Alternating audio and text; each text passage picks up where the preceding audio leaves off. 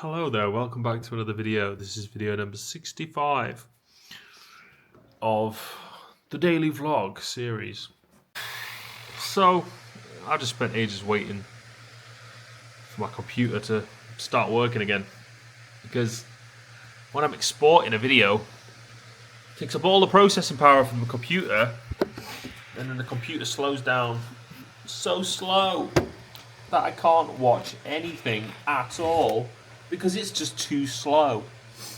And basically before that, I was just watching Louis Theroux, Inside the Manosphere, the new documentary by Louis Theroux that's come out. And I was really enjoying the watch. I was like, yo, this is awesome. I really want to watch this. And I'm like, I'm 40 minutes in. And then the flipping processing power meant I couldn't watch it, and it probably took like, I don't know, at least an hour for this video to export. But now it's finally exported, so I can watch Louis Theroux Inside the Manosphere again. So I'm very happy about that because I really wanted to watch that. I've already finished off all the crumpets that I got earlier today. And I've also finished off one block of mild cheddar cheese already. So I have been a hungry badger. That's right, I'm a badger. I've also cooked up some rice here, which is just going to sit in this frying pan for a while. And then I'm going to fry it up. And I'm going to make like fried rice with cheese. And maybe some peas. Fried rice and peas with cheese. Not something I've ever tried before, but something I'd quite like to try. So, that's what I'm doing. Apart from that, I'm just thinking about my house, and I'm hoping that it sells. I mean, there's got to be somebody around who's got the money to buy it and who would want this house. And they might be taking on a little bit of work to improve the house in the way that they'd like it to be. But I think that's going to be pretty much any house you buy. There's going to probably, more than likely, be things that you'd like to do to it. So people who are buying houses have money anyway. So they're going to have money to do whatever work they need to do. What I've been drinking, which is really refreshing, is this Mikado lemon juice. Mikado Quality Foods lemon juice from concentrate, 250 milliliters. I just got it from the shop next door, and I mixed it with some water, and wow, it's a really good drink. It's very refreshing. Just like a lemon juice flavored water. I think that's the kind of thing that I should drink more often. It might be some of the things that I've been lacking through not having like a variety. Wait, what's the right way to say that? By not having enough variety in my diet, I think I've been missing out on certain things. And I was thinking that maybe that's what it's been that's been making me tired. So maybe I need to get more vitamins and minerals so that I can have a balanced diet again. But yeah, that lemon juice tastes really good. So I'm going to keep drinking that until I finished off the whole bottle. Anyway, apart from that, I'm still taking these ginkgo supplements. And I guess it's been exactly a month now, because I bought these the last time that I got paid, ginkgo biloba, and today I just got paid again, which would mean that it's been a month since then. So that means I've been taking those supplements for a month now, and you know, I'm not that sure that I've seen any real improvement or any noticeable effect from having taken them, to be honest. But they say they're supposed to help concentration. Wait, what does it say? Oh, it doesn't say anything on the bottle, but what I read online was it's supposed to help concentration and mental focus. And I have been reading a lot more books recently compared to what I ever have before. And I think I'm going to continue reading books quite a lot because I really enjoyed it. Like, basically, all of yesterday's vlog was just me reading my book. And I got through about another quarter of the entire book. So that means there's like a quarter of the book left. And I feel like I could probably finish off that entire book like today or even like right now. I'm not sure I want to do that because I want to watch Louis Theroux Inside the Manosphere. But you know what? I'm just going to take some pill.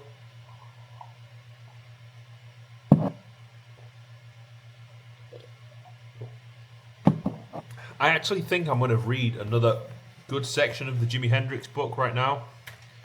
And then I'm going to watch Inside the Manosphere afterwards. So yeah, here we go. This is the book I'm reading. It's called The Wild Thing, The Short Spellbinding Life of Jimi Hendrix. And it's by Philip Norman.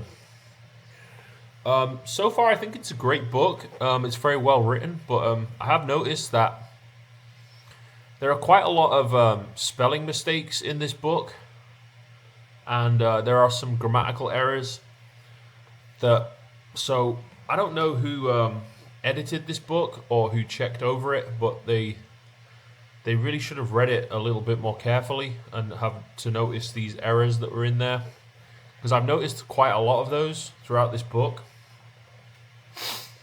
Anyway, so I'm on page 249 of this book, and the book itself is around about let me see, not including the index and the acknowledgements and everything like that. It's about 365 pages long. So one page for every day of the year.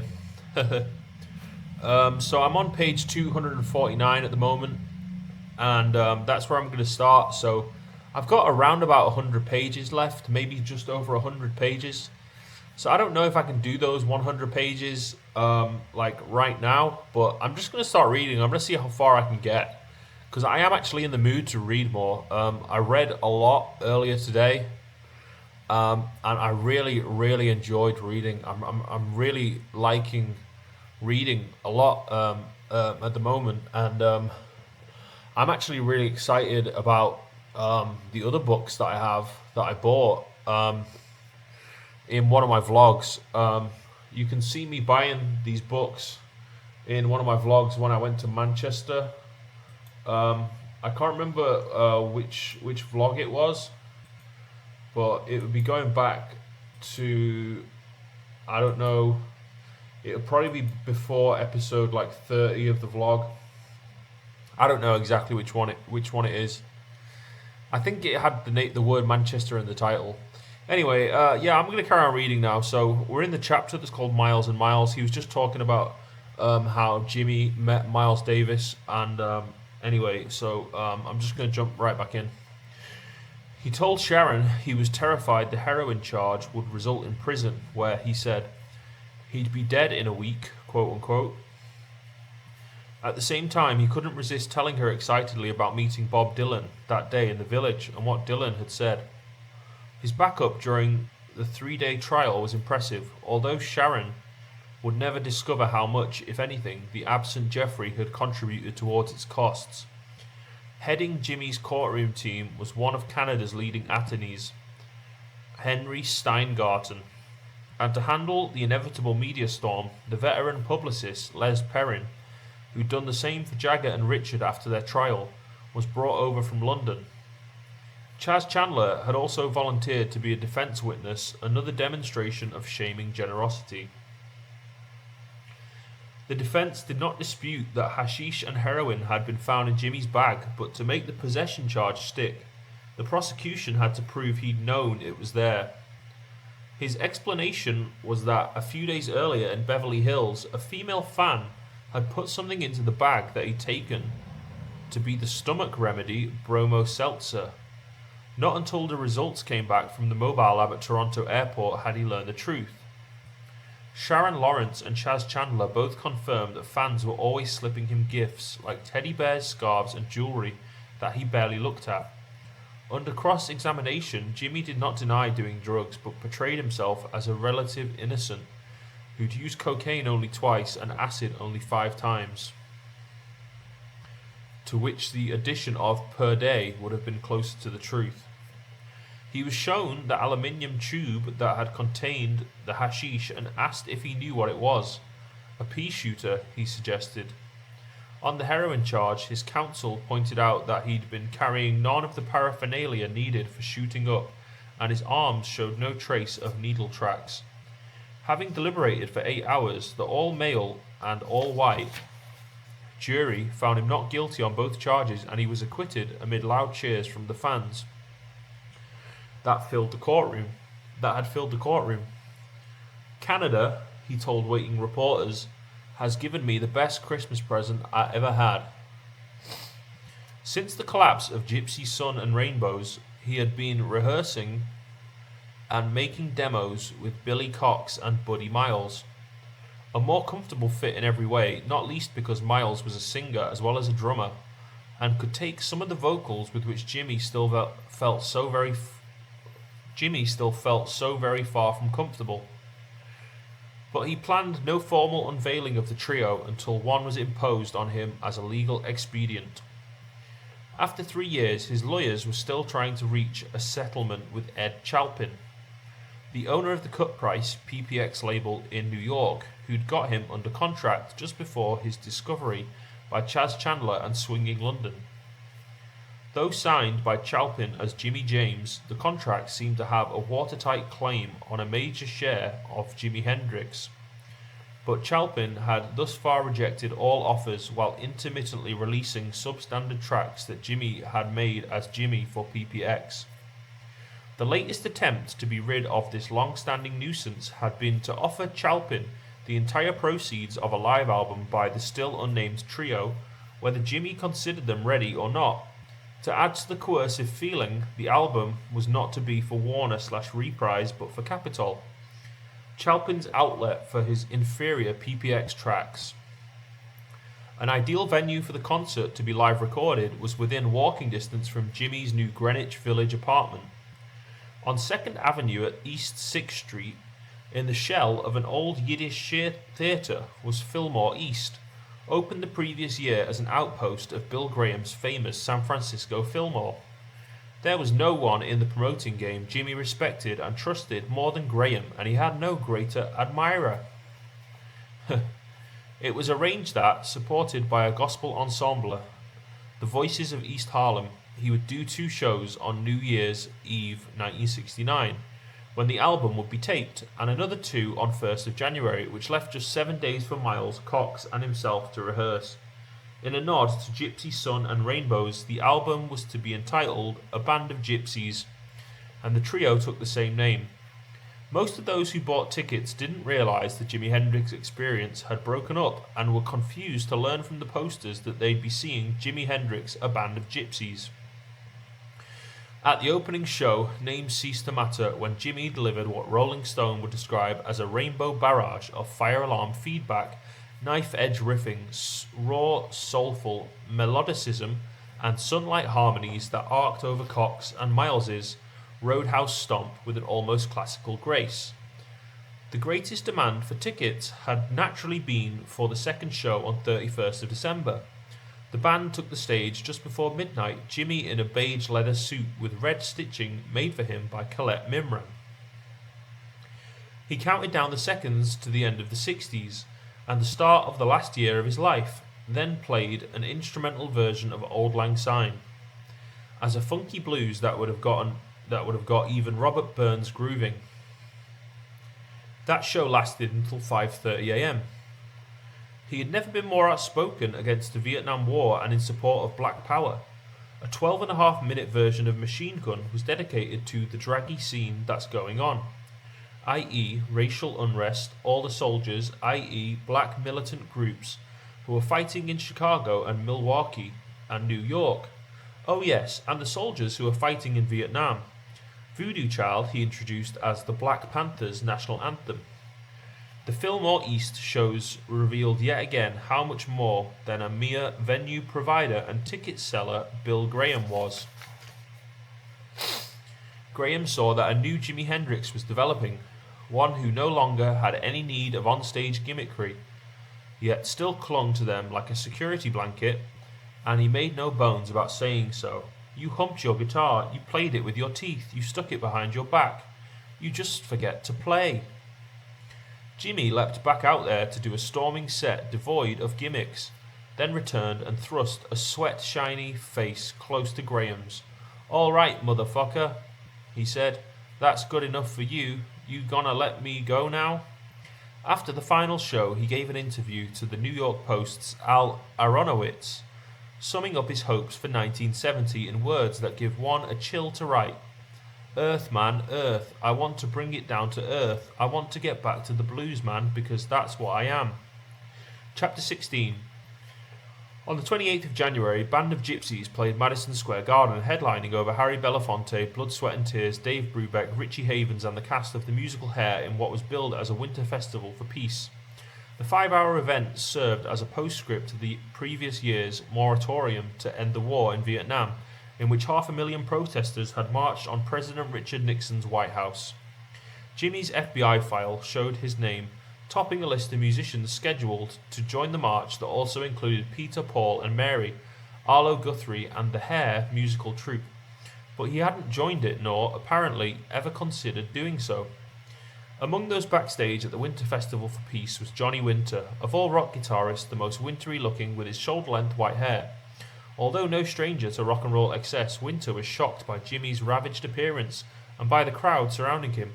It was one of the most horrible things I'd ever seen. He came in with this entourage of people, and it was like he was already dead. In a knot of genuine well-wishers, however, Jimmy found Noel Redding, whom he hadn't seen since Redding's departure from the Jimi Hendrix Experience 6 months earlier.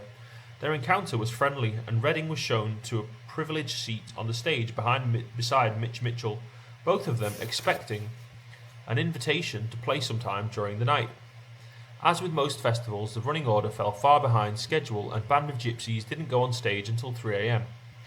Barely able to articulate, Jimmy slurred vague obscenities about women's underwear and menstruation then, midway through his second song, Earth Blues, he mumbled, "That's what happens when Earth fucks with space," stopped playing and sat down heavily in front of his amplifier stack. He had to be escorted off stage, at one point stumbling and falling off the apron. Though he'd often performed high on LSD, it had never incapacitated him to this extent, and evidence pointed to its having been fed to him without his knowledge. He himself suspected Devon Wilson of giving him a spiked pre-show drink in one of the control games she was always playing. But Buddy Miles later claimed to have seen Mike Jeffries slip him 2 tabs of Owsley Purple on his way to the stage. Noel Redding's autobiography Are You Experienced would recall seeing the same, but with only 1 tab from his vantage point in the wings. In Miles's view, Jeffrey had an obvious motive, sabotage of the new band, in which he saw little financial gain, despite its importance to Jimmy at a moment when otherwise his life was beginning to fall apart. If there was anything that could have saved him, it was the Band of Gypsys. Miles would reflect in the 1980s, because it was putting him in a direction to bring him back to his roots, and that's all the man wanted to do. But those people didn't want that, they wanted him to be a clown. During years of close collaboration, Miles said he'd often seen Jimmy suffer moments of despair, once even talked him out of jumping to his death from a high rooftop.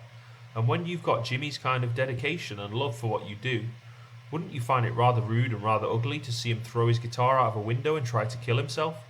I saw that, and I didn't like it. I didn't like pulling a man off a 20-story building and trying to save him because he was that sick and that unloved. Whether or not Jeffrey truly had engineered the Madison Square Garden debacle, it gave him ample excuse to terminate Band of Gypsys. Buddy Miles was fired and Billy Cox went home to Nashville of his own accord, believing his spell in the big time to be at an end. For months, Jeffrey had been pressuring Jimmy to be sensible, forget about experimentation, and agree to reform the Jimi Hendrix Experience, for which a huge, hungry American public still remained. Now, such an instrumental security blanket suddenly seemed tempting, and was easily delivered. Mitch Mitchell had always stayed available while taking time out to back ex-Cream bassist Jack Bruce, and Noel Redding had never found much cash in his fat mattress. Both signed contracts for an American tour to begin at the end of April. Redding then returned to Britain for the short time before rehearsals began, leaving Mitchell staying in the village with Jimmy and Devon Wilson. During his absence, however, Jimmy and Mitchell agreed that, this time around, the Jimi Hendrix Experience needed a bass player of higher caliber. When Redding returned to New York, expecting to start rehearsals, he made repeated attempts to contact Jimmy, but was always blocked by Devon. Despite the long road they had shared, Jimmy was incapable of telling him face-to-face that he'd been dropped. Instead, he discovered from a lawyer that the new Experience were already rehearsing with Billy Cox, called back from Nashville to play bass. Aside from Redding's huge hurt, the blow was a crippling financial one, as he'd been relying on his tour earnings to solve his income tax problems and meet the demands of a pregnant wife who'd recently left him, alleging domestic violence and that he wasn't the baby's father. On 25th of March, Capitol released the Band of Gypsys' eponymous live album, the proceeds of which were to go to Ed Chalpin. For that reason, it had been kept to only 6 tracks, 2 of them written and sung by Buddy Miles. But who knows, Message of Love, later Message to Love, and especially the 12.5-minute Machine Gun, were enough to reveal Jimmy's radical change of style. After gatecrashing the previously all-white genre of hard rock, he was now pioneering the brand new black one of funk. Despite its poor sound quality, the album reached number 5 in the US. In the UK, where Track Records provided a strange cover showing doll-like figures of Jimmy, Brian Jones, Bob Dylan, and the disc jockey John Peel, it made number 8. Warner/Reprise tried to get a piece of the action by releasing studio versions of Stepping Stone and Isabella as a US single credited to Hendrix' Band of Gypsys, but neither track managed to chart. The reviews were cautiously approving. Melody makers Chris Welch, one of Jimmy's earliest British advocates, thought the music a little tame by today's freak rate, but that his sense of drama and timing was still unbeatable. In Rolling Stone, Lorraine Alterman speculated that his supposed involvement with militant blacks explained both the trio's unmixed racial makeup and his new gimmick-free performing style. It's as if Hendrix doesn't care about putting on a show for Whitey, she wrote.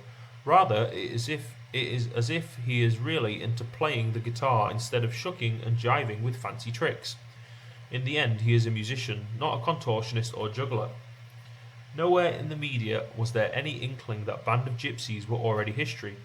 In London, meanwhile, Kathy Etchingham had long since given up hope of Jimmy ever returning to pick up their old life again. Staying on at the Brook Street flat, she'd had no difficulty in finding someone else, not another musician from her wide acquaintanceship, but an interior designer named Ray, whom she took over from her friend Angie Burden. Early in 1970, having seen more than her share of swinging London, which no longer swung anything like it used to, she decided to marry Ray, put the clubs and discos behind her, and buy a house in the suburbs. Reports of her wedding somehow reached Jimmy in New York, and shortly after his Madison Square Garden disaster, he phoned her to ask if they were true. When she admitted that they were, he announced he was coming back to London the following weekend and asked her to book a limo to meet him at the airport. She too was waiting when he arrived on an early morning flight, without an entourage and looking a complete wreck. I was amazed to see him alone, because I'd never known him travel without some sort of company. On the limo ride into town, he held her hand, clearly devastated by the thought of her marriage and seeking reassurance that it was just a spur-of-the-moment thing and not serious. He hadn't realised that we drifted apart. He still saw us as a couple, and couldn't believe I'd moved on. When he saw the wood-panelled flat at 23 Brook Street again, it had the marks of another man's occupancy and was already being cleared prior to Kathy's move to leafy Chiswick. Many of his possessions and decorative touches remained in evidence, and she urged him to take whatever he liked. At this, she recalled, his eyes filled with tears. "I don't want anything from the flat," he said. "I want you." She'd booked him into the Londonderry Hotel in Knightsbridge, and he spent the next couple of days trying to persuade her to return to New York with him, assuring her he had rid himself of all the hangers-on and everything would be different from now on. Remembering the bags of cocaine and the handgun at the Hotel Pierre made that an easy one to fend off. Fortunately, Stephen Stills and Graham Nash of Crosby, Stills and Nash also happened to be in town to record. A jam with them at Island Studios lightened Jimmy's mood sufficiently for him to accept the situation with Kathy, and the two were able to spend time together as friends. They went out shopping as of old, and he bought her a pair of snakeskin boots. He did take a few things away from the flat, and Kathy took a few more to her new terrace house in Chiswick. But there was no room for the whole cupboard full of his paintings and poems, so she had to put them out for the dustmen. The new Jimi Hendrix Experience's Cry of Love tour, one of the first to be named like a song or an album, opened at the Los Angeles Forum on 25th of April 1970. It was to last far longer than these 34 American shows and have the worst of endings for Jimmy, yet ironically, he began it in the company of people who genuinely loved and wanted to protect him. First and most importantly, the experience now included Billy Cox, watching his back as devotedly as in their days with the 101st Airborne. Despite Buddy Miles's unceremonious firing from Band of Gypsies, Miles and Jimmy stayed friends, and the reconvened Buddy Miles Express had been hired as a support act. Another support band, Ball and Jack, contained two Seattle musicians, vocalist Luther Rabb and drummer Ronnie Hammond, both of whom Jimmy knew well, especially Rabb, who'd been in his very first band, the Velvetones. Also along for several dates was Colette Mimran, the Moroccan couturier who'd shown Jimmy her country a year earlier and by now had become something more than a friend. Colette had made him new clothes for the tour, and they shopped for many more on the road. Jimmy had meant the tour to unveil his new funk-flavoured repertoire.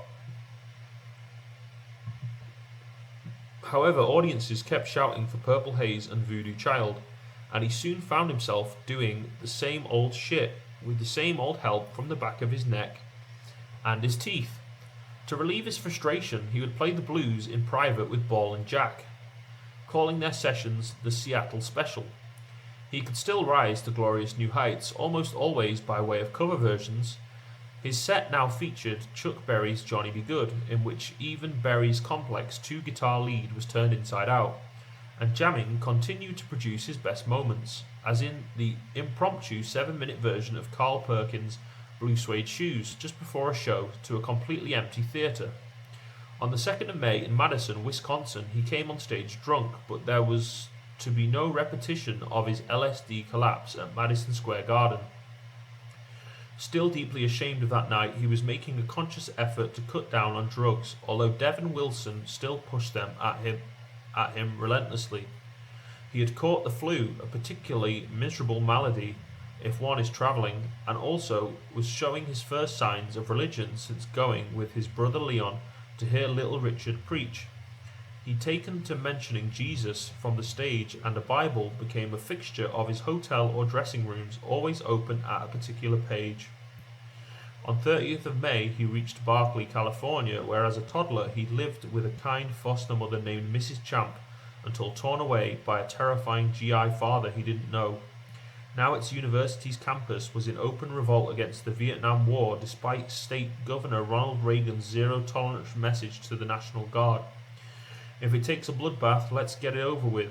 In his show at the Community Center Theater, Jimmy dedicated Machine Gun to all the soldiers, i.e. students, fighting in Berkeley, and Voodoo Child to the Black Panthers, who had been founded in nearby Oakland. These days, he seemed to be regarded as the ally and sponsor of every radical group around. Before he headlined the New York Pop Festival on 17th of July, the Yippies, the Young Lords, the Black Panthers, and their Caucasian offshoot, the White Panthers, all demanded his entire fee should be turned over to them. His last ever performance in the city, where he'd all but starved and almost given up trying, was marred by equipment malfunctions and some hostile elements in the audience. His farewell to the Big Apple was "fuck you and good night." When he returned to Seattle to play Six Stadium on 26th of July, the welcoming family group he had. So there's a mistake. Okay, anyway. The welcoming family group had one conspicuous absentee. His brother Leon, no longer in the military.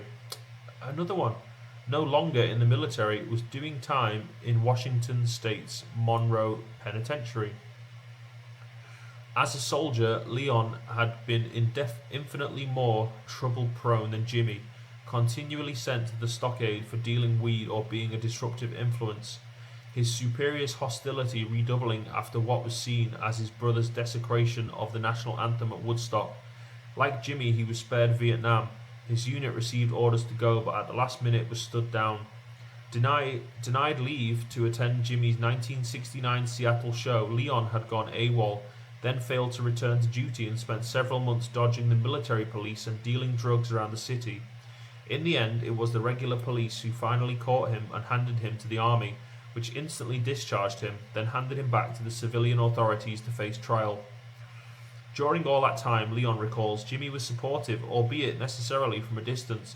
He wanted to do a show at Monroe like Johnny Cash's at Folsom Prison, but Mike Jeffrey wouldn't allow it. Instead, Jimmy tried to steer Leon and his fellow inmates to more elevated pursuits than smoking smuggled-in weed and brewing bootleg alcohol by sending $1,000 for them to start a film club. Whatever the bodacious Leon might get up to, Al Hendricks was never able to get too angry. Yet even as an international star, Jimmy still found it difficult to impress their father.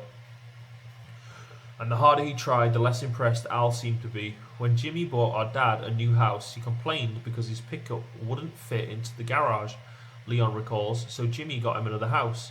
Jimmy had long since given up trying to convey to Al everything that had happened to him across the Atlantic and how many of Pop's household names were his fans. Leon recalls one of his trips home when the three of them were sitting around with his stepmother. June, and the best Al could come up with was, "So, what's the weather like in London?" Jimmy said, "It's rainy, same as here. That's why I like it." For the Six Stadium show, Jimmy made his strongest gesture of support for the Black Panthers to date by asking them to provide security. The Panthers' Seattle chapter had grown particularly strong and was one of three receiving particular attention from the FBI at the personal order of President Nixon. The previous year, the head of the Chicago Panthers, Fred Hampton, had been assassinated and there'd been an 8-hour shootout around the Los Angeles chapter's premises. A similar offensive against Seattle's Panthers had been planned until the city's young Democrat mayor Wes Ullman refused to give it police backup. The Panthers' small and low-key detail at 6 was headed by Aaron Dixon, a former schoolfellow of Leon Hendricks who had marched with Dr. Martin Luther King as a boy of 11. Though his activities were mostly about providing free medical and legal clinics, Dixon was on the president's personal list of 100 sworn enemies and so, like Jimmy, under constant surveillance. He says, "There's no doubt about it, no doubt at all, that the stadium that night swarmed with undercover FBI agents." True to its reputation, Seattle helped forestall any trouble by flinging the rain down. By early evening, the worst had stopped, but the puddly stage remained a perilous environment for giant Marshall stacks. Jimmy still insisted on playing, and to begin with, did his best to invigorate the sea of umbrellas, raincoats, and ponchos. "You don't sound very happy, you don't look very happy," he told them, "but we'll see if we can paint some faces around here." Unfortunately, he'd been drinking whiskey beforehand, as he tended to do with his father to show himself a real man, and it had its usual bad effect. He became angry when someone threw a pillow onto the stage to be autographed, thinking it was an insinuation that he'd once slept with the thrower, and his mood never recovered.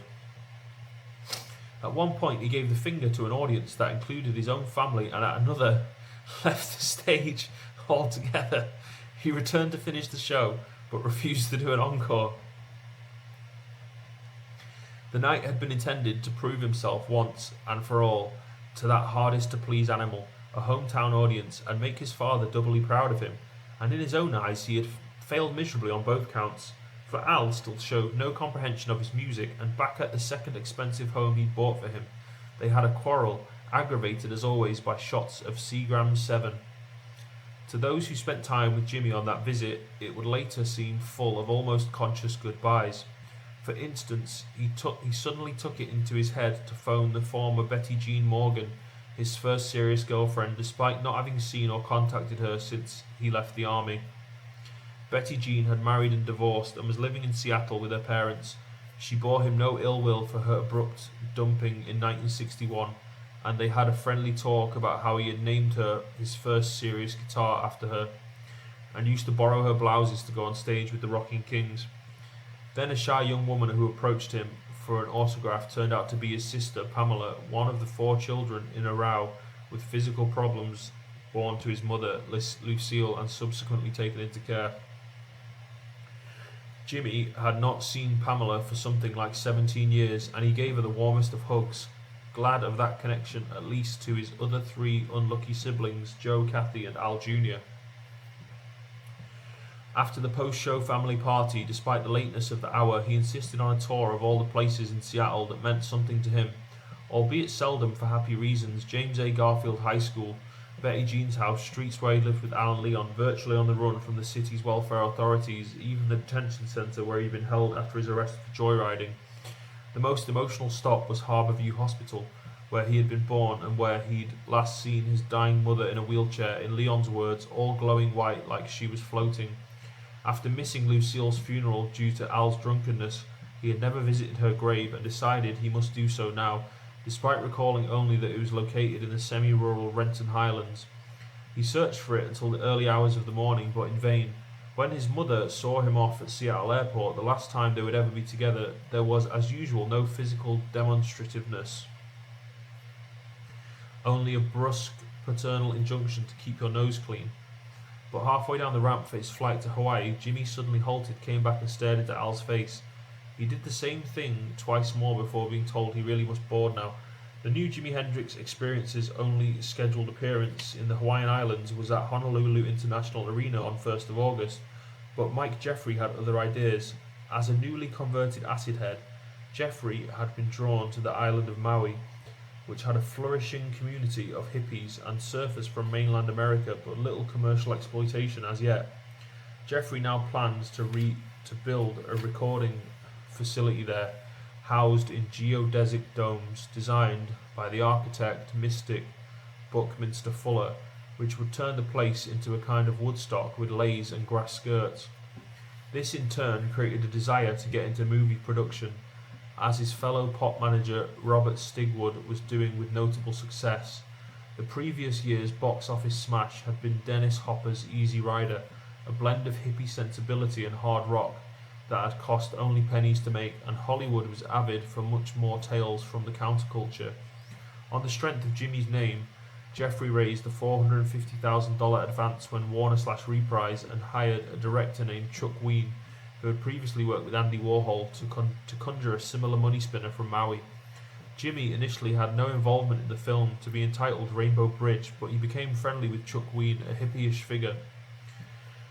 Thoroughly versed in all the cerebral subjects he was never able to explore with fellow musicians, Ween lent him crucial hippie texts like the Tibetan Book of the Dead, and they spent many hours discussing dreams, the occult, interplanetary travel, and UFOs, of which Jimmy claimed to have seen several, including one at Woodstock. This immersion in hardcore counterculture made him realise for the first time how much he himself had unwittingly contributed to it. Through Ween, he met a woman known only as Terrain, who carried around a book of his songs, said to decode the molecular structure of each one. Terrain designed costumes for horses, and she and Jimmy together bought a thoroughbred they named Axis Boulder's Love, ordaining it was never to be ridden, which had a purple haze like a third eye, and was said to respond to colours rather than sounds. The shooting of Rainbow Bridge was conducted according to hippie rules, or rather lack of them, and quickly became bogged down with little as yet to show for Warner/Reprise's money. To reinvigorate it, Jeffrey pressured Jimmy into filming an open-air performance with the experience on Maui 2 days before their Honolulu show, billed as the Rainbow Bridge Vibratory Colour Sound Experience. This took place before an invited audience of 500 near the crater of the island's Oluwahu volcano, 2,000 feet above sea level. The event, planned by Terrain, seated people according to their astrological signs and began with a lengthy chanting of Om by a troupe of Hare Krishnas. Wearing a turquoise and black-striped Hopi Native American medicine shirt, Jimmy played a 10-song set for a crowd generally too spaced out to applaud or show any reaction. He then withdrew into a sacred Hopi teepee, where he spent 45 minutes drinking beer, smoking pot and jamming, then emerged for a second set. This seemed to go over better, aided by the surprise appearance on stage of a dog dosed with LSD which bit him in the leg.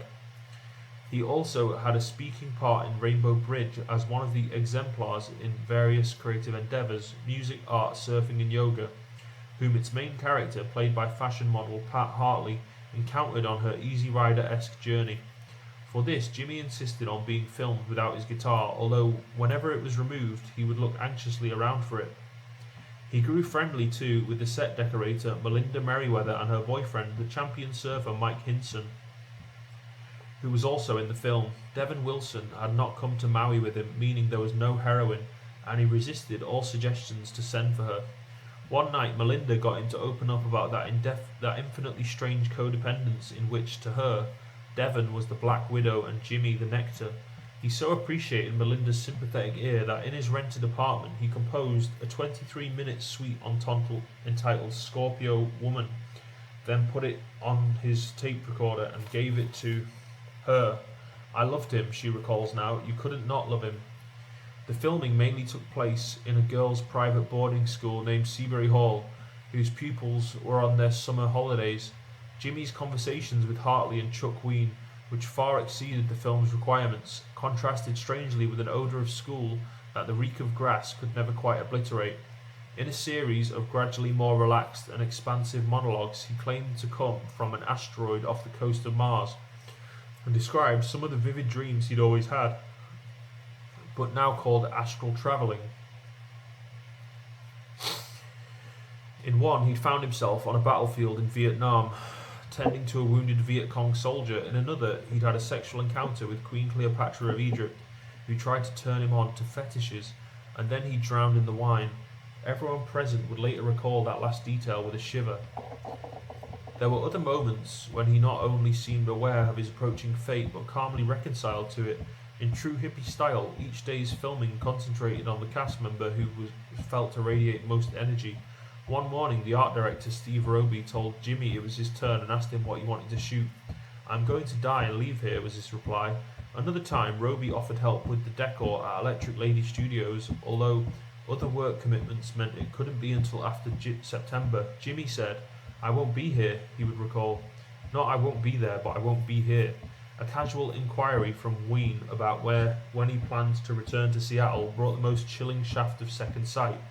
"The next time I go to Seattle," Jimmy answered, "it'll be in a pine box."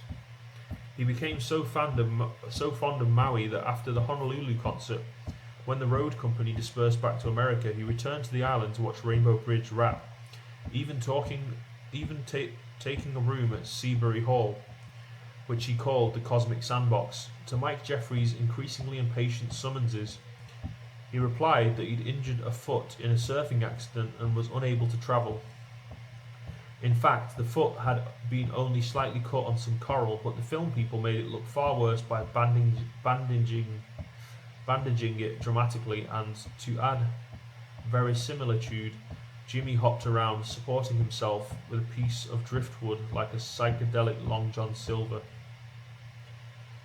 Verisimilitude, that's not a word that I know. Let's find out what that means. Verisimilitude. The appearance of being true or real.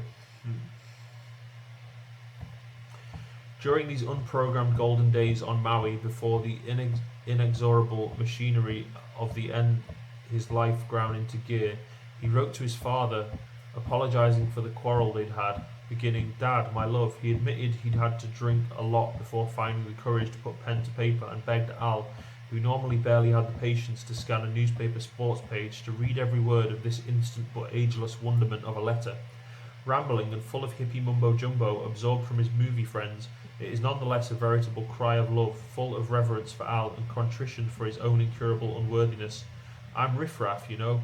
You are what I happily accept as an angel, a gift from God. Most poignant is his plea, even at this late hour, for them to talk about the subject that has haunted him since the age of 15 but always remained a guiltily closed book to Al. Some day, he ventures, maybe he'll be allowed to ask questions of great importance and experience, of unanswered history and lifestyle of my mother that bore me, Mrs. Lucille. Chapter 17. Hawaii was supposed to have been where the Cry of Love tour ended, giving Jimmy a breathing space to get back into Electric Lady Studios as he longed to do. But 7,000 miles away on a different island, this a diamond-shaped one off England's coast, Ronnie and Ray Folk had other ideas. The Derbyshire-born brothers had moved with their widowed mother to the Isle of Wight during the 1950s when it was a sleepy place, living on its past as Queen Victoria's favourite holiday retreat. In those days, the only rocket offered were the British seaside's traditional sticks of hard pink sugar with a present from the IOW in lick-proof letters all the way through. Come the 1960s, the folks were to create even longer-lasting souvenirs of their adopted home. The pair staged their first Isle of Wight pop festival in 1968 without any previous experience. 24-year-old Ronnie had been an estate agent, 23-year-old Ray an apprentice printer.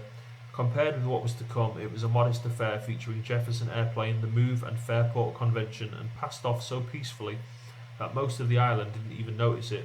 Our young brother Bill, then a film student, told us we should book Jimi Hendrix too, Ronnie Folk recalls. We tried, but he wasn't available. For their second festival the following summer, the folks pulled off the astounding coup of bringing Bob Dylan to the Isle of Wight, just when Jimmy was longing to bump into him around Woodstock, with the lore that his favourite poet Alfred Lord Tennyson had once lived near the island's freshwater bay. The problem for their third, and it would prove final festival in August 1970 was finding a headliner capable of delivering the same 150,000 people that Dylan had across the 6 miles of water from the Hampshire mainland. With the Beatles at the point of breakup and the Rolling Stones about to become tax exiles in France, Jimmy was the obvious first choice, even though his British popularity had somewhat waned during his long absences in the US. The original idea was for the whole festival to be built around Jimmy, the way the '69 festival was built around Bob Dylan, says Ronnie Folk. It would have brought him back to prominence in the same way that it did Dylan. This time, Jimmy was said to be available, and negotiations opened between Ronnie and Dick Katz of the Harold Davison booking agency, with unofficial help from Chas Chandler, now riding high with his new discovery Slade. Since the fee on offer of £10,000 was thought insufficient on its own to bring Jimmy across the Atlantic and no other UK dates were in prospect, a series of further concerts were booked for him in Sweden, Denmark, West Germany, Holland, Austria and France. I'm still haunted by the thought that if we'd stuck to my original plan, Jimmy might still be with us. Ronnie Folk says, in the days ahead, other people were to say if with the same infinite regret. Believing the deal as good as done, Folk was suddenly called to London to meet Mike Jeffrey. I was pretty apprehensive because Jeffrey had a terrible reputation, but all he was concerned with was that Jimmy would be getting paid more than any of the other artistes. Nothing else about the festival seemed to interest him. The plan was, as usual, presented to Jimmy as a fait accompli, and as usual he made no objection despite his exhaustion and generally poor physical state and his longing to get back to work at his Electric Studios. The 2 years long construction of this first ever customised recording facility had not been easy. Among the many problems for its architect, John Storick, was that the basement premises on 8th Street lay directly above a subterranean river, the Minetta Creek, whose unstable water table required a pump to operate 24 hours a day and be made completely soundproof so as not to disturb work in the studios. When the spiralling costs had used up Jimmy's and Mike Jeffrey's joint investment, a further $30,000 had had to be borrowed from Warner/Reprise. It's since been alleged that a further unspecified contribution came from Jeffrey's mafia contacts, which is impossible to substantiate but hardly implausible given the mob's recent forays into rock culture with Manhattan clubs like Salvation 2. Much of Electric Lady's expense stemmed from Jimmy's wish for it to surpass his former recording home, the Record Plant, in musician friendliness. With the love of interior decorating that so rarely found an outlet, he personally approved its soft pastel walls and furnishings and thick pile carpet, ordained that the recording console be a haze-like purple, and curated the various artworks that hung on the walls, among them a blow-up of the Axis Boulders Love album cover and a lance Jost mural that made the lobby feel like the bridge of a spaceship looking out. He was equally interested in the technical side, spending hours on the phone with Les Paul, the head of his profession and doyen of guitar multitracking, about the positioning of microphones. He had taken Mitch Mitchell and Billy Cox into Electric Ladyland far ahead of the official opening, working in the completed Studio A while Studio B was still being finished. Though their immediate objective was a fourth Jimi Hendrix Experience studio album provisionally titled First Rays of the New Rising Sun, they had already laid down enough tracks for about 4 albums, including Freedom Drifting, Nightbird Flying, Straight Ahead and Astro Man. Now there was no one standing over him with a stopwatch or insisting something was finished when he thought differently, so he could do 19 takes of Dolly Dagger, a sour memory of the time when Devin Wilson had briefly deserted him for Mick Jagger and gone to new lengths in serving rock royalty. One day, Jagger had cut his hand, and rather than fetch a band-aid, Devon had licked away the blood. So Dolly Dagger was a witch queen who sucked the blood from the jagged edge, with a tongue that could scratch the soul out of the devil's wife. Now Mick had moved on again, as he always did within minutes, and Devon was back in charge around Jimmy, a role that had always involved a certain tolerance of his other amours. So it proved yet again when he announced that when he passed through London en route to the Isle of Wight festival, he wanted to meet Linda Keith. Since Linda's discovery of him in 1966, he had continued seeing her, their initial platonic friendship turning into covert bursts of passion that never went any further. But something had stuck with Jimmy. In January 1970, not long after their most recent little romantic interlude, he'd written a song called Send My Love to Linda, whose lyric combined yearning and terrible prophecy. She made the sunshine in my eye, God, let me hold her once more before I die. In August 1970, Linda had just got engaged to the lawyer Lawrence Kirshen and was with him when a phone call came from New York. It was Devon, she recalls, saying that Jimmy wanted to speak to me. They made an arrangement to meet at London's newest inn club, Tramp, just before he played the Isle of Wight festival. To his real friends like the Aleem twins and Sultan Juma, it seemed strange for Jimmy to be disappearing overseas again when he was so immersed in recording Electric Lady, spending 4 or 5 days a week there, recording his own material and nurturing other performers. He was made to feel he was always in debt, Juma recalls, so he always had to keep moving. The Aleems were particularly dismayed because Jimmy had proposed they should form a publishing company together.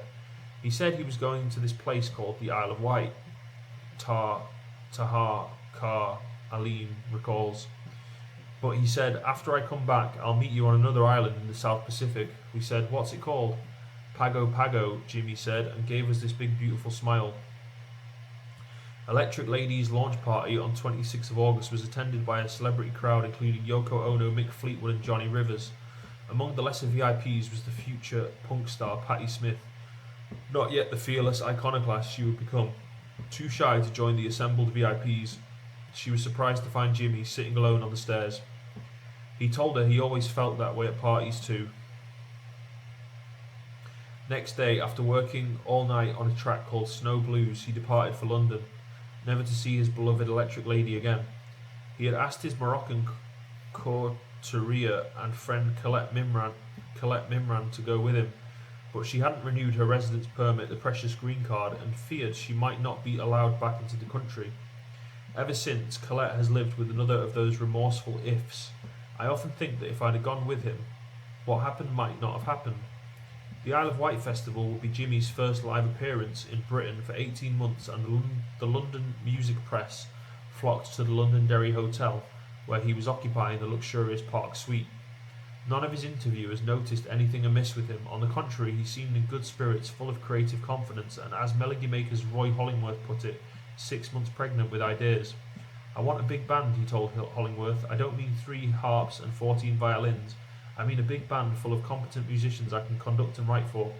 And with the music, we will paint pictures of earth and space so that the listener can be taken somewhere. I dig Strauss and Wagner, those cats are good, and I think they are going to form the background of my new music. Floating in the sky above it will be blues. I've still got plenty of blues, and there will be western sky music and some opium music. You'll have to bring your own opium. The last in line to see him, because least important, was Stephen Claxon, a young freelance who had been commissioned to write a brief gossip piece for the German magazine M. All the music press bigwigs had conducted their interviews under the watchful eye of a minder from publicist Les Perrin's office, But when Claxon's turn finally came, the minder slipped away to meet a girlfriend and he had Jimmy to himself. Claxon tape recorded about 20 minutes of the mundane fanzine stuff his German editors required. When he was finished, Jimmy seemed in no hurry to get rid of him, and after the recorder was switched off and a photographer had taken their picture together and departed, they fell into a conversation lasting several hours. On the tape, Jimmy had expressed a wish to have someone to pour myself out to, and that is what he did now, telling Claxon how he didn't recognise the person who was being written about, didn't know where it was all going, didn't trust the motives of people around him, not even his own father, who had bought or wanted to buy an estate in Hawaii with his money, and Jimmy was staying well away, trying to sort his head out. Most surprisingly, Claxon recalls, he had nothing to do, nowhere to go. As dinner time approached, all we ate was salted peanuts, and we drank 3 or 4 bottles of Blue Nun that he ordered from room service. No drugs, no spliffs, no groupies, hardly the wild child of rock. The freelance had caught him in an unwontedly open and reflective mood, but thanks to the permanent high level of narcotics in his system, his mood swings were becoming ever more sudden and extreme. Kathy Etchingham had not realised he was back in London until she received an agitated early morning phone call from Angie Burden, the former wife of Eric. Angie was at the Londonderry, where she said mysteriously Jimmy had gone mad. Kathy arrived at the Park Suite to find the sitting room where he had talked so thoughtfully to Stephen Claxon totally wrecked, and Angie and another young woman sitting there in only their underwear, clearly traumatised.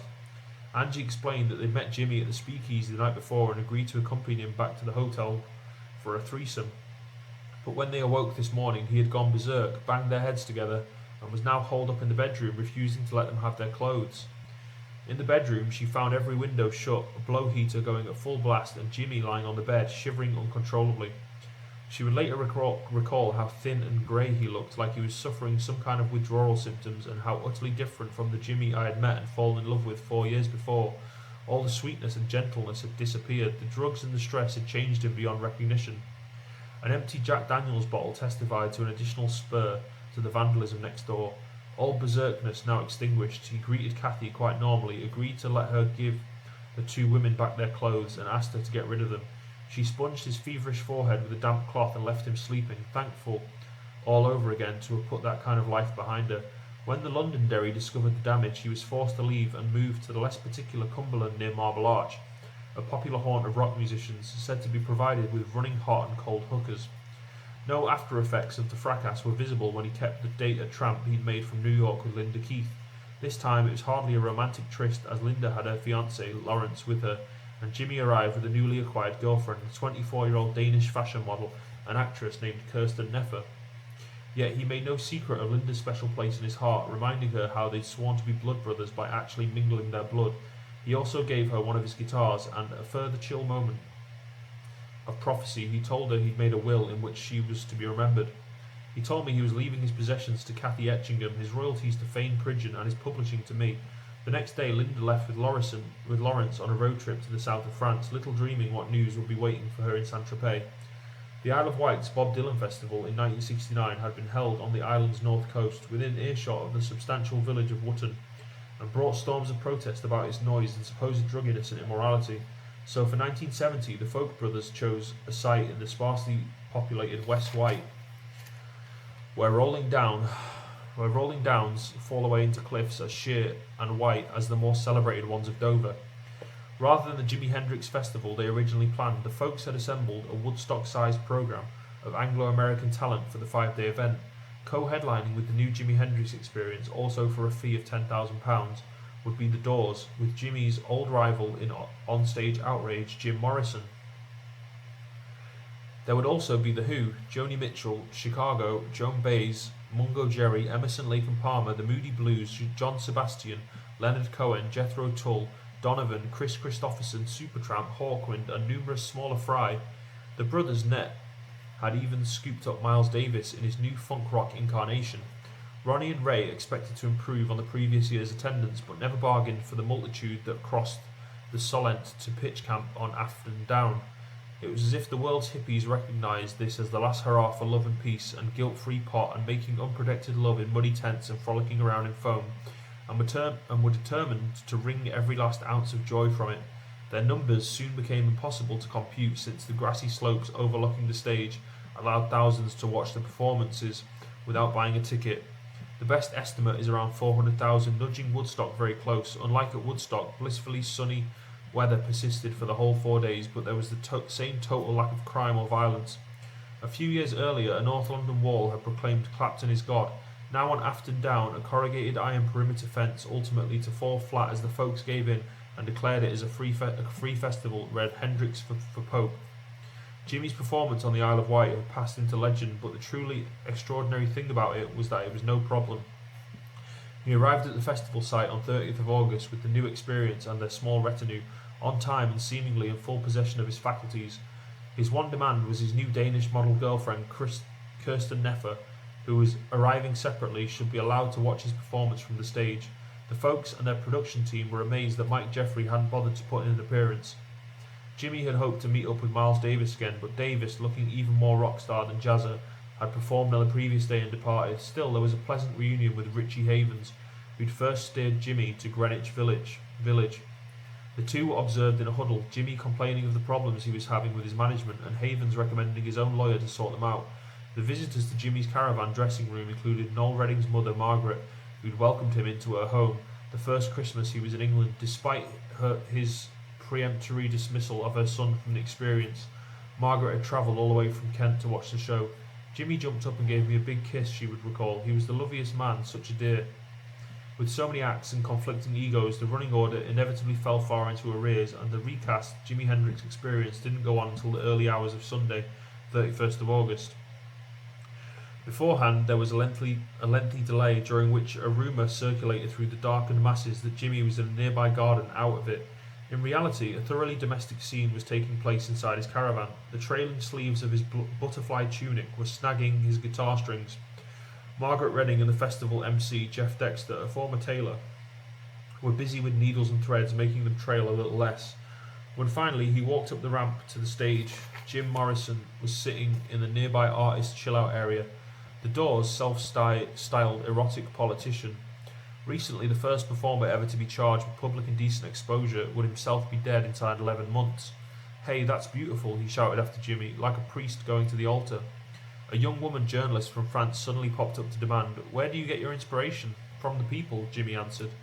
Under the lights, as the uncountable thousands waited agog, there was a moment of seeming confusion. Jeff Dexter asked Jimmy how to announce him and was told, "The Wild Blue Angels." He had to ask Jerry Stickles to bring him a guitar pick, then said he'd forgotten the tune of God Save the Queen, which he decided to play in the same feedback-heavy style as the Star-Spangled Banner. But the British are less protective of their national anthem, as evidenced in those days by the rush to get out of cinemas before it played at the end of the night's programme. Jimmy's rendition brought little human feedback, and he quickly moved on to his cover of Sgt. Pepper's Lonely Hearts Club Band.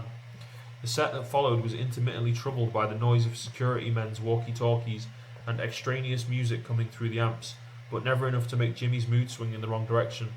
Although he gave maximum value in each song, Ray Folk recalls that there was an undeniable fragility about him. He was clearly physically and mentally exhausted. Many fellow musicians were also present, not all at conventional vantage points. The virtuoso Scots guitarist Bert Jansch lay prone under the stage, letting the monster vibrations from above wash through him. David Gilmour, Pink Floyd's guitarist, who'd come merely as a spectator, ended up helping to mix the sound.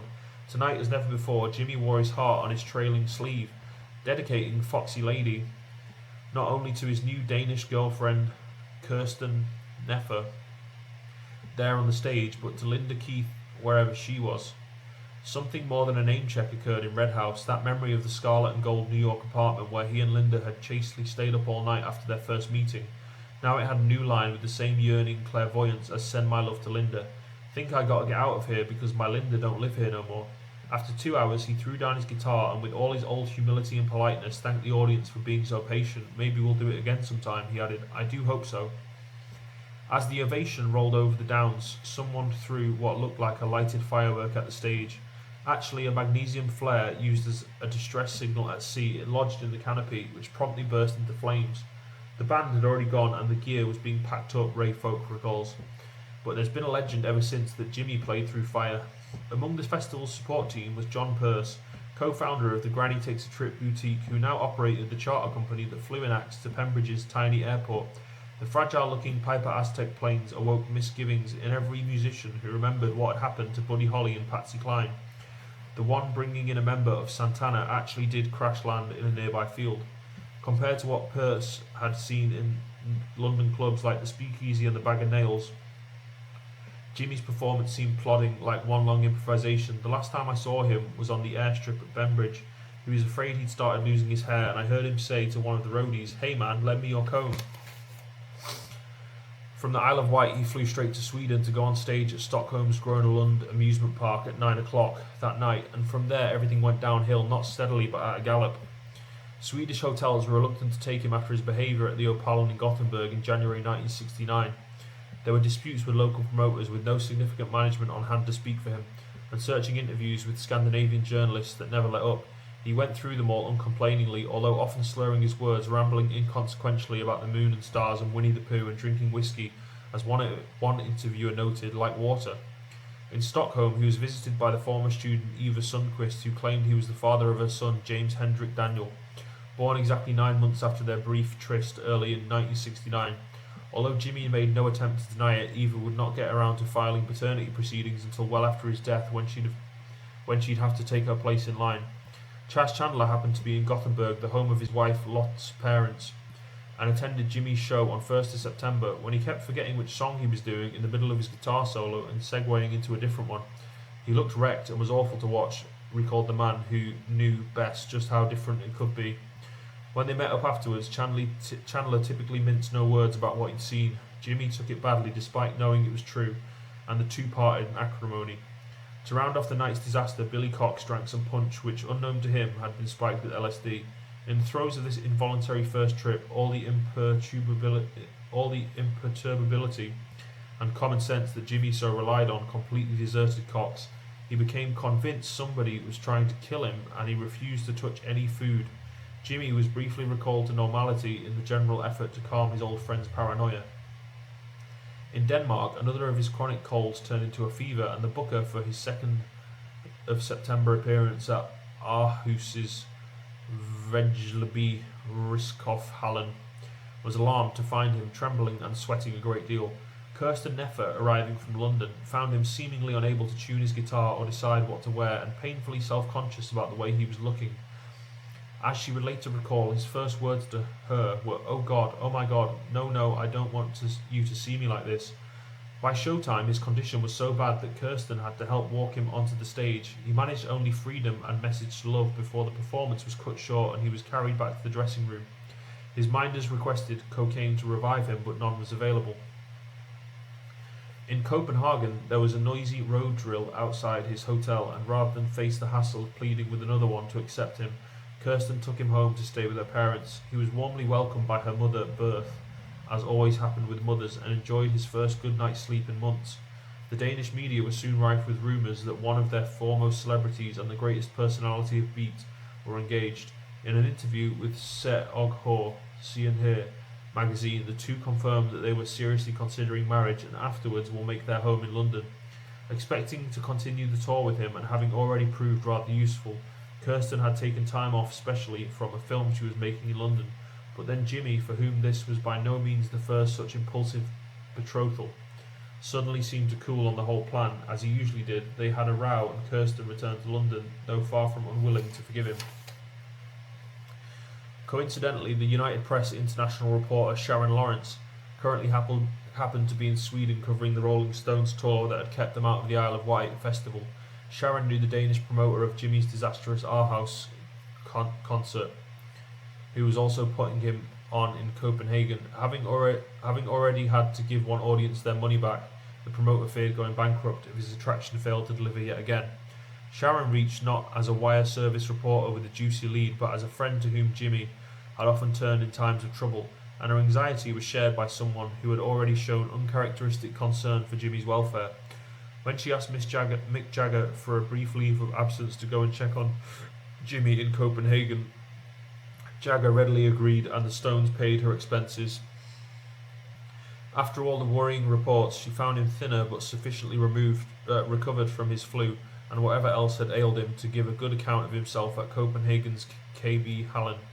The next day, she felt reassured enough to fly back to the Stones, though Jimmy wanted her to continue on to West Germany with him. Their farewell at the airport brought a very Jimmy moment. He was depressed by the sight of his dingy, over-thumbed passport, so Sharon described how it could be freshened up with a soft cloth, a little facial soap, and a hairdryer. On the 5th of September, he was to headline a 3-day festival of love and peace on an island off the Baltic coast named Fehmarn. Hoping to capitalise on the Folk Brothers' already famous offshore event, its promoters billed it as Isle of Wight des Continents. A closer parallel was to be the notorious Altamont Festival in California a year earlier. On the evening of the 5th, gales and torrential rain lashed the island, and Jerry Stickles refused to let Jimmy go on stage, despite heavy pressure from the promoters. All the festival's musicians, some 200 strong, were quartered in the same hotel, and when they drunk all the bars dry, fighting broke out. It was an all too accurate forecast of the morrow. In addition to armed riot police with dogs, German Hells Angels were drafted in to provide security, as their American cousins had been supposed to do for the Rolling Stones at Altamont. And faithfully emulating those American cousins, they ran amok, hurling wooden planks studded with 6-inch nails, one of which hit Jerry Stickles, beating up hippies, burning down the press tent, even looting the box office. Their fascist regalia terrified Billy Cox, who remained in the grips of acid paranoia and was convinced he would never get off the island alive or else be captured by Nazis. When Jimmy finally went on stage at 1 p.m. on the 6th of September, he was booed for not having played through the previous evening's mini hurricane. "I don't care if you boo as long as you boo in key, you mothers," he responded. Despite further heavy rain and Hells Angels thuggery, he managed to get through his whole set and turn the boos to damp cheers. However, a fresh eruption of violence close at hand forced him to end its finale, Voodoo Child, with the second verse in unwitting valediction to millions who would soon mourn him. "If I don't meet you no more in this world, well, maybe I'll meet you in the next one." The trio then fled the stage in the nick of time before the Angels invaded and torched it, shooting a roadie named Rocky in the leg as he tried to dismantle the equipment. Alright, we're going to take a break there. That was a pretty good run. 70 minutes of reading. Wild Thing, The Short Spellbinding Life of Jimi Hendrix. Great book so far. Very much enjoying that. I've just finished the new Louis Theroux documentary. And it was a really good watch. Yeah, I enjoyed that. Good job, Louis. I've had enough today for today. Time to get some sleep. Hello. Just got up. I'm making some coffee. It's nearly midday. I'm not exactly what I would refer to as enthusiastic about being awake. Saying that though, I do have some money in my bank account, so I could actually go somewhere today.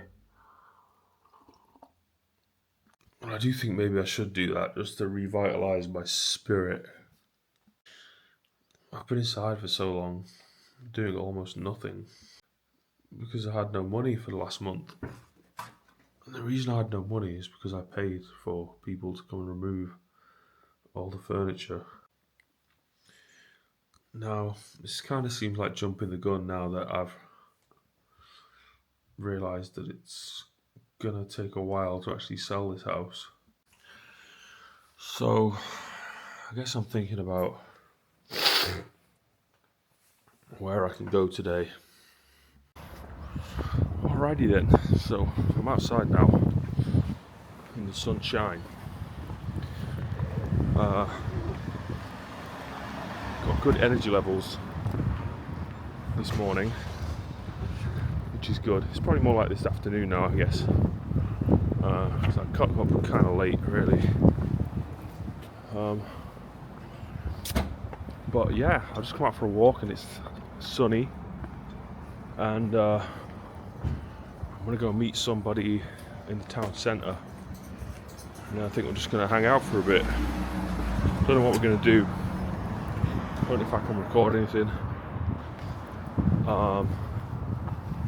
But that is what I'm doing.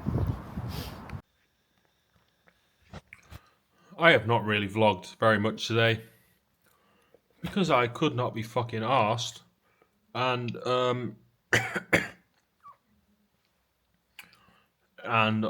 you know, I was having a good time out and about. And, well, I didn't even really think about it. So, yeah. It's a bit shorter today. That's okay with me. And it's going to be okay with you. You know why it's going to be okay with you? Because it's okay with me. I don't really give a fuck what you think. So, see you tomorrow.